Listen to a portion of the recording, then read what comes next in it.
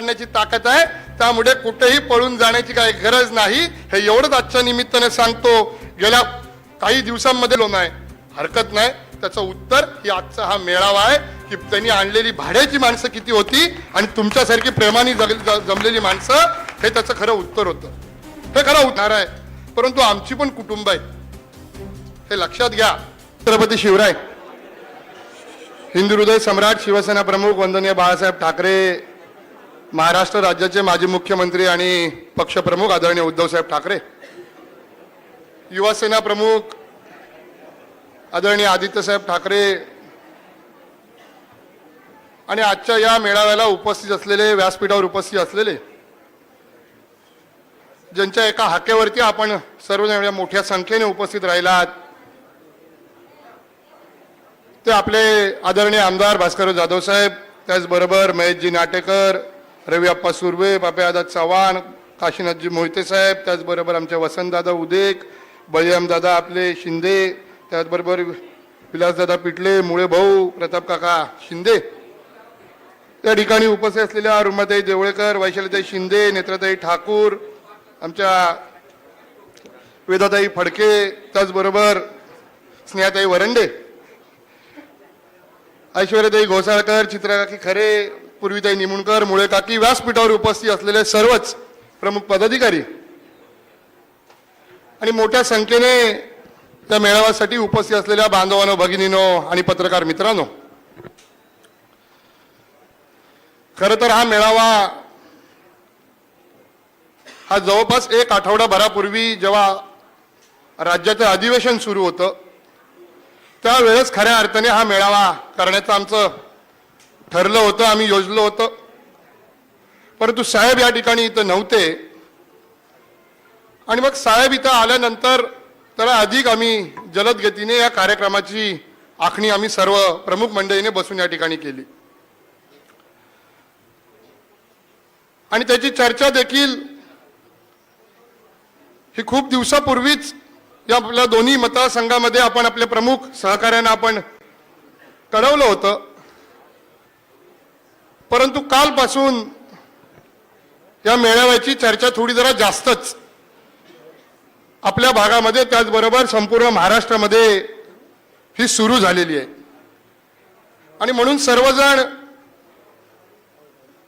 थोडेसे या मेळाव्याकडे फक्त गोहागर विधानसभा मतदारसंघ नाही, फक्त चिपळूण विधानसभा मतदारसंघ नाही, फक्त रत्नागिरी जिल्हा नाही, तर संपूर्ण महाराष्ट्र आज या मेळाव्याकडे डोळे लावून त्या ठिकाणी बघतोय.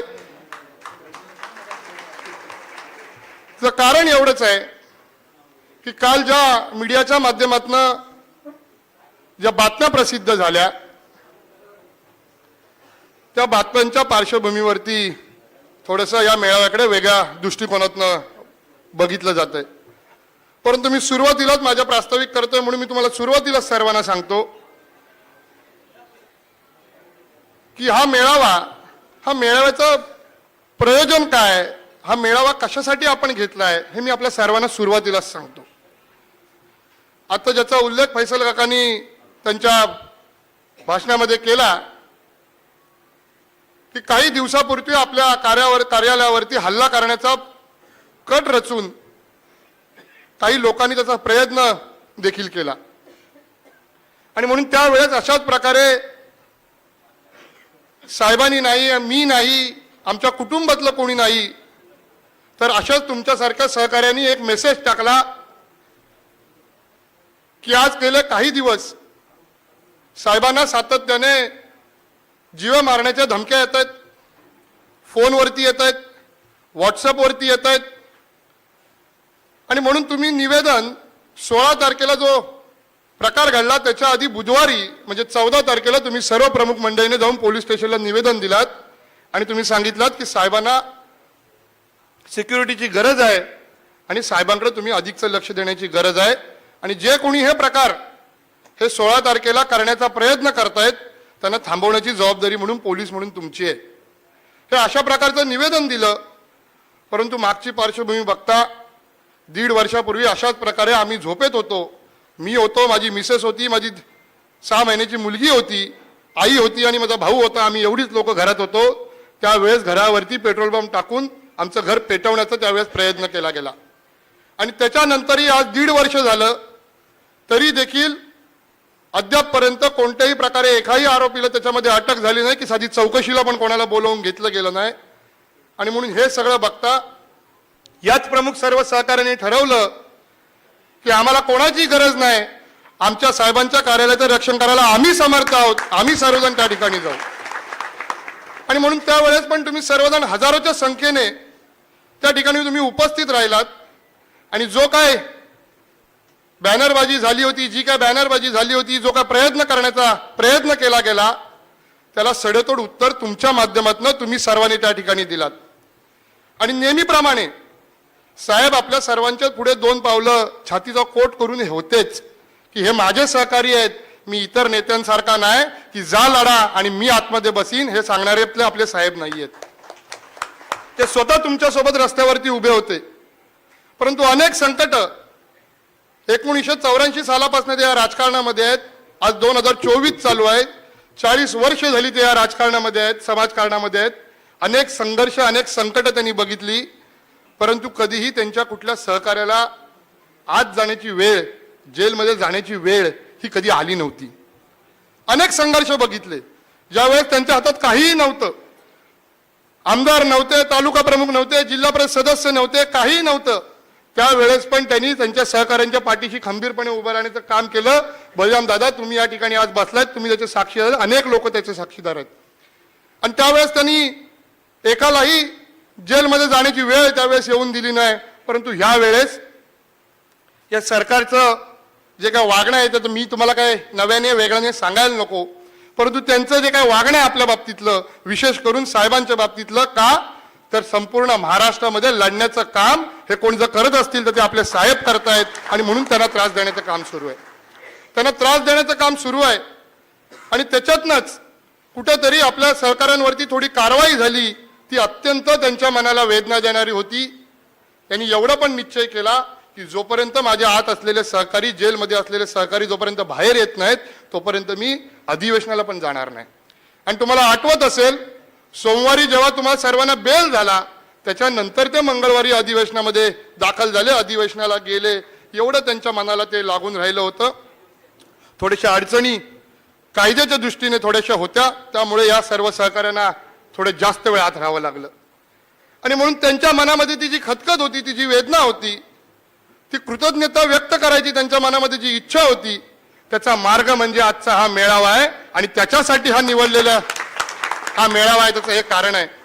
आणि म्हणून त्यांनी ठरवलं, विक्रांत आपण एक काम करूया, सर्व प्रमुख लोकांना बोलव, आपण हा मेळावा करू आणि या मेळाव्याच्या निमित्ताने काय जे काय मनामध्ये असेल ते एकमेकाला सांगू आणि 2 घास आनंदाचे खाऊ आणि आपापल्या घरी आनंदाने जाऊ, अशा प्रकारचा त्यांनी त्या ठिकाणी निर्धार केला. परंतु मी मगाशी म्हटल्याप्रमाणे काल दिवसभर टीव्हीवरती ज्या बातम्या येत होत्या, आणि बातमी काय होती तर आमदार भास्करराव जाधव साहेब हे उद्धव साहेबांची साथ सोडणार, अशा प्रकारच्या ह्या बातम्या येत होत्या. वास्तविक त्याच्या बातम्यांचा आधार काय तर आपल्या सर्वांना त्यांनी लिहिलेलं एक भावनिक पत्र किंवा एक भावनिक साध, जी कुटुंबामध्ये ते अनेक वेळा अशा प्रकारे घालतात, हे एवढे एकमेव कारण होतं की त्या पत्राचा आधार घेऊन ह्याच्यामध्ये असं भासवलं गेलं की साहेब पक्ष सोडून चाललेत. परंतु शेवटचं वाक्य जाणीवपूर्वक त्या ठिकाणी दुर्लक्षित केलं गेलं आणि त्यांनी शेवटच्या वाक्यामध्ये म्हटलं होतं, चला एकत्र जमूया आणि पुन्हा भगवा फडकवूया, अशा प्रकारचं ते वाक्य होतं. ते कुठे जाणीवपूर्वक डावललं गेलं. बस टीव्हीवरती बातमी आली म्हटल्यावरती आपल्या कोकणातले काही मंडळी असे काय खुश झाले, लगेच समोर माईक घेऊन त्यांनी सुरुवातच केली आपल्या प्रतिक्रिया द्यायला, सुरुवातच केली. त्यातले एक आपल्या दापोलीचे आमदार योगेश कदम यांनी तर लगेच प्रतिक्रिया देऊन टाकली, ते बॅग भरून तयार होते, असं होतं तसं होतं. मुळामध्ये मला आज या आपल्या सर्व मीडियाच्या मित्रांच्या माध्यमातून मला आमदार योगेश कदमांना सांगायचं आहे की तुम्हाला अतिशय लहान वयामध्ये, तरुण वयामध्ये तुम्हाला ही आमदारकी मिळालेली आहे, तुम्हाला ही संधी मिळालेली आहे. वास्तविक अशा प्रकारची संधी जेव्हा एवढ्या कमी वयामध्ये मिळते त्यावेळेस माणसाने नम्र व्हायचं असतं, नम्र व्हायचं असतं, अकरास्थळेपणा करायचा नसतो. एक तरी माणूस विरोधकातला उठून सांगावं की विक्रांत जाधवला 29व्या वर्षी जिल्हा परिषद अध्यक्ष भेटला आणि त्याच्या डोक्यात हवा गेली आणि त्यांनी माझा अपमान केला किंवा थोरा मोठ्यानं उलट बोलला किंवा एकेरी भाषेत बोलला, एकाने तरी उठून सांगावं.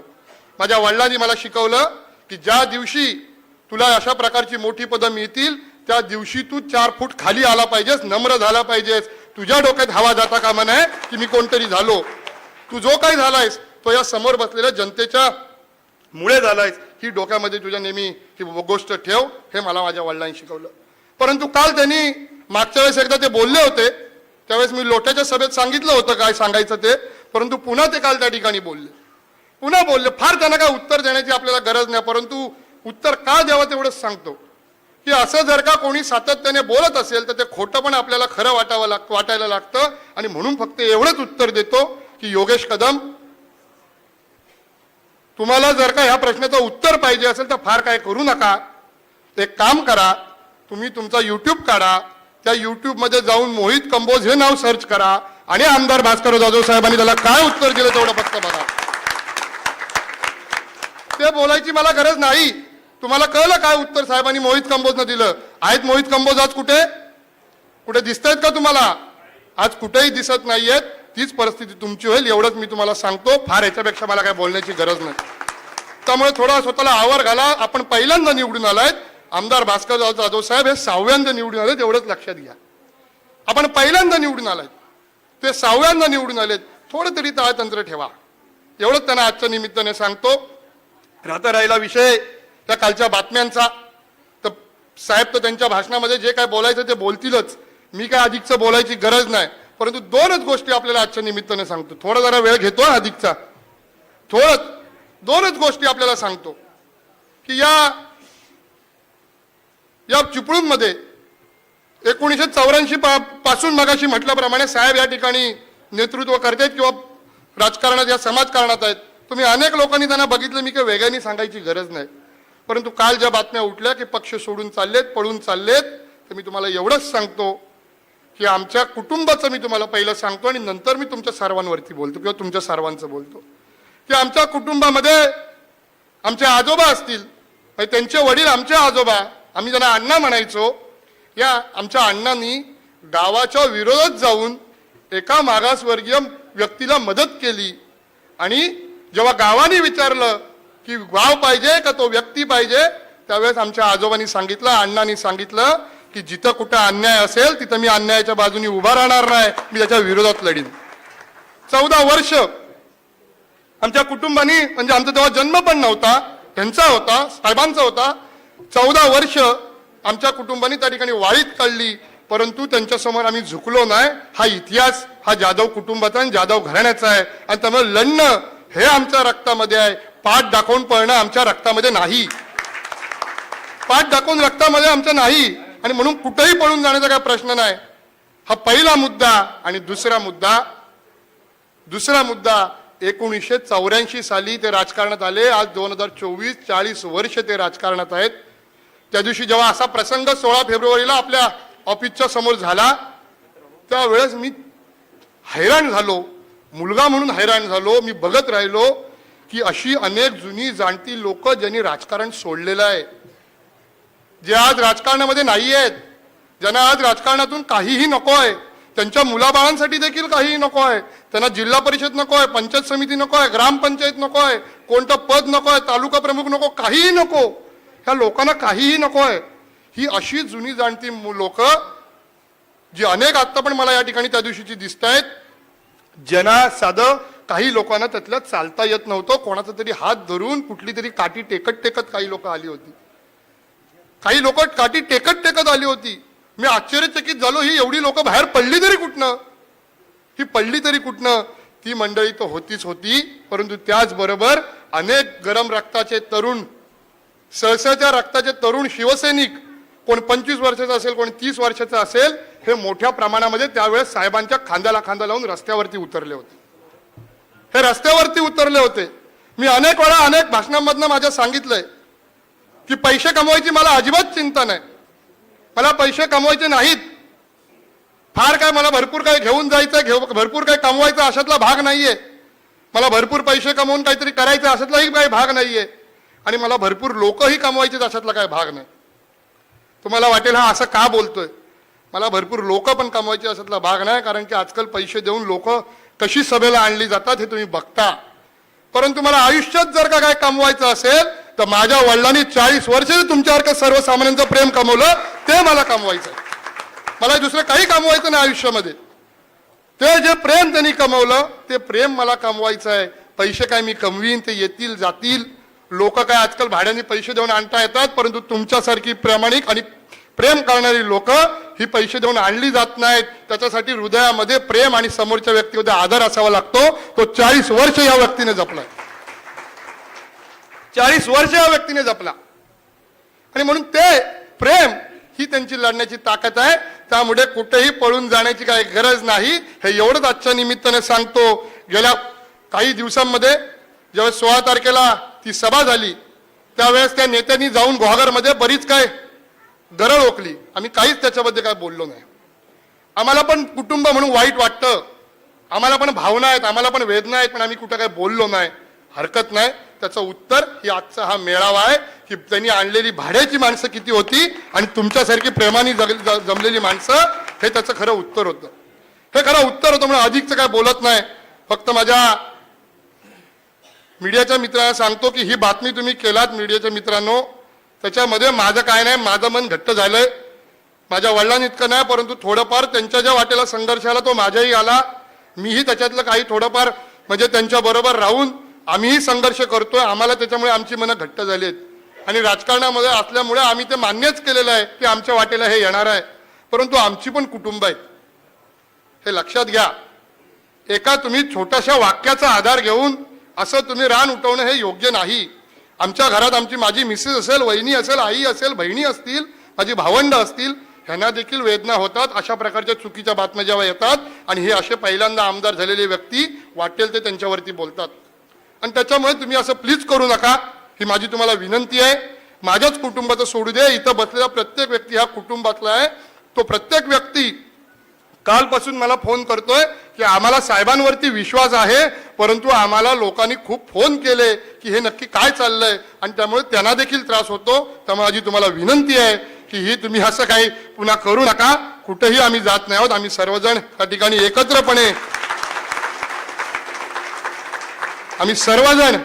एकत्रपणे लढण्याचा निर्धार करण्यासाठी म्हणून आम्ही सर्वजण या ठिकाणी एकत्र आलो, एवढं फक्त लक्षात ठेवा. आणि येणाऱ्या काळामध्ये ही अशा प्रकारे ही जी मंडळी इथे जमली आहे, ही येणाऱ्या काळामध्ये जे कोणी मतदारसंघामध्ये सभा घेते, मी मागच्या वेळेस पण सांगितलं होतं, कोणाला जितक्या काही सभा घ्यायच्या तितक्या घ्या, परंतु भास्करराव जाधव साहेब एवढे हलके नाहीत की त्यांना कोणीतरी धक्का लावेल ते पडतील. भल्या भल्याने त्यांनी धक्का लावून पाडलेलं, एवढं लक्षात ठेवा, एवढं लक्षात ठेवा. आणि त्यामुळे आता आपल्याला एक जबाबदारी घ्यायला लागेल की कोणीतरी लोटत सभा घेतो, कोणीतरी आपल्याकडे तईच सभा घेतो आणि वाटेल ते साहेबांवरती बोललं जातं. अरे हे कशाला? जेव्हा खालचा कार्यकर्ता म्हणजे त्यांचा एखादा तालुका अध्यक्ष असेल नाही तर जिल्हा कोणतरी सरचिटणीस फरचिटणीस कोण असेल ते जेव्हा बोलतात तेव्हा आपण का गप्प बसतो? कशा करता आपण गप्प बसतो? आपण त्याच्यामध्ये उत्तर दिलं पाहिजे त्यांना सडेतोडपणे. मागच्या वेळेस मुळे भाऊ तुम्ही असाल, तुम्ही आमच्या मैत्रिणीटेकर तुम्ही असाल, त्या सर्वांनी एकदाच खणखणीत उत्तर दिलं होतं, तेव्हा त्यांची टिवटिव जरा बंद झाली होती गॉगरमध्ये. त्यामुळे तुम्ही सर्वांनी ही जबाबदारी घेतली पाहिजे आणि आज साहेबांना सांगितलं पाहिजे की साहेब काही जरी झालं तरी तुमचं कडं बनून आम्ही तुमच्या सोबत उभे राहू, हे आपण त्यांना सांगितलं पाहिजे. आणि हे सांगण्याकरता म्हणून तुम्हाला त्या ठिकाणी सर्वांना बोलवलं. आणि अशीच तुम्हाला या ठिकाणी आव्हान करतो की येणाऱ्या काळामध्ये जेव्हा कधी वेळ पडेल, साहेब मुंबईला असतील, कुठेही असतील, मागच्या वेळेस पण सांगितलं, पुन्हा सांगतो, विशेष करून माझ्या सर्व तरुण सहकार्यांना सांगतो की जिथं कुठं वेळ पडेल, मी पण भास्कररावांचाच मुलगा आहे, छातीचा कोट करून तुमच्या पुढे 2 पावलं उभा राहील, परंतु तुम्हाला कुठेही वाऱ्यावर सोडणार नाही. हा विश्वास आजच्या निमित्ताने आपण सर्वांनी देऊया, एवढंच आपल्याला विनंती करतो. आपल्या सर्वांची रजा घेतो. जय हिंद, जय महाराष्ट्र.